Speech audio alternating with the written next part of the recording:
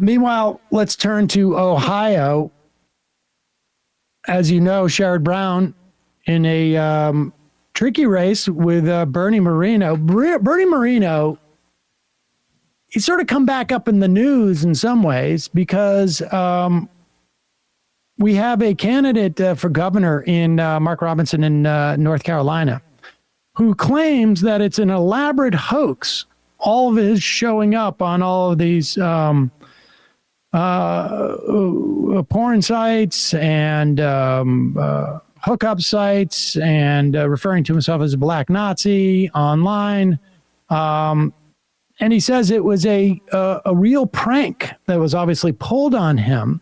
Bernie Moreno was one of the pioneers in the this is not me. It was a prank that was pulled on me. When his name showed up, was it on Grindr or was that the dating site? I'd have to double check that bit. But he claims that he was signed up by an intern as a joke. And then, of course, they did some forensics and found that like the sign up came, oddly enough, from an IP address in the same town that his parents live, not in Ohio, but in Florida. Meaning that the intern had to go down to Florida to pull off this prank, which is brilliant. That's how you get promoted if you're an intern, folks. Just in case you're wondering, if you're an intern, the best thing for you to do, sign up for your boss for a some type of adult friend finder. Adult friend finder, regardless of what they're in the market for. Anyways, here's Bernie Moreno saying that the problem that he's having in his campaign is that some of these silly women, they're single issue voters, if you can believe it. New at 6 and only on 4. Republican Senate candidate Bernie Moreno is getting harsh backlash tonight because of comments he made over the weekend about women who support reproductive rights.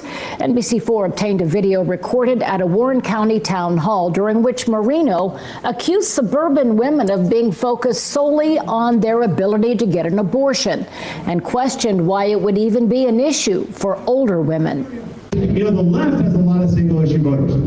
Sadly, by the way, there's a lot of suburban women. A lot of suburban women that are like, listen, abortion's it. If I can't have an abortion in this country whenever I want, I will vote for anybody else. Okay, a little crazy, by the way, but especially for women that are like past 50, I'm thinking to myself,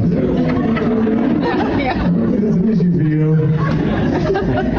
Oh, thank God my wife didn't hear that one. What Bernie Moreno said shows that he doesn't respect the 57% of Ohioans who voted to protect our reproductive freedom last year. And by the way, that includes the majority in 18 counties that voted for Trump in 2020. And I think he's hoping to earn the support of some of those voters. But instead, he just called us, Bernie Moreno just called hundreds of thousands of Ohioans crazy. And the last time I checked, that doesn't go over so well with women. Katie Paris is with Red Wine and Blue. And I mean, it doesn't go over with anybody to be called crazy because you're concerned, regardless of whether you are going to exercise that right yourself, but it's an individual right. You know, there's a lot of women over the age of 50.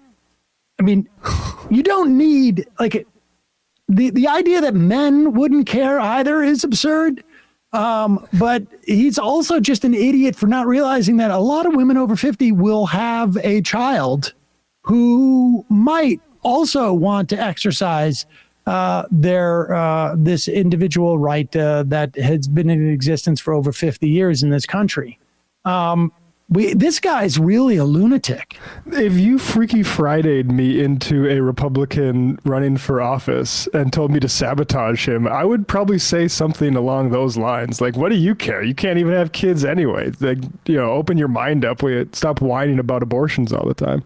Like, maybe they care about a freedom that they experienced being rolled back for the future generations. I don't know. Is that really difficult to imagine, Bernie? That's fascinating.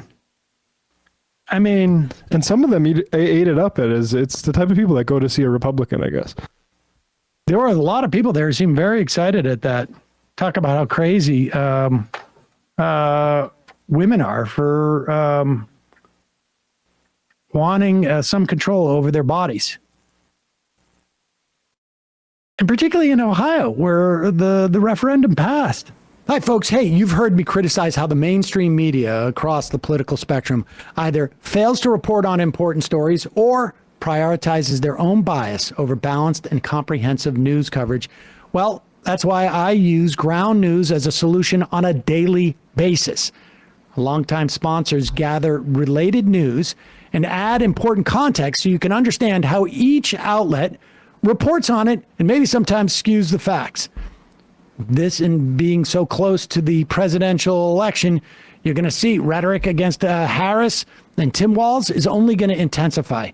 So I can't recommend enough that you check out Ground News's election page.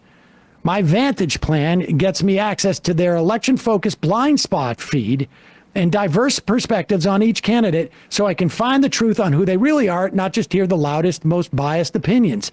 And areas where, frankly, the left or the right is not covering. For each story you read on their platform, you're going to find article Ground News found reporting on it, as well as tags to the next source indicating if they're independently owned or not, how credible their reporting is, and if they have any political bias one way or another, making it really easy to critically analyze different perspectives and come to your own conclusions. Their mission aligns so much with what we try to do on this show. We try and make you more media literate. So I can't recommend enough going to ground.news/majority or scanning my QR code to subscribe. Ground News is independent and subscriber supported. My viewers, however, will save 40% on the same Vantage plan that I use for unlimited access to all their features on a daily basis. Hey, folks, don't forget to hit the subscribe button and check out our daily show. We do it every day at 12 p.m. Eastern for about 2.5 hours. We even take phone calls. You should check that out.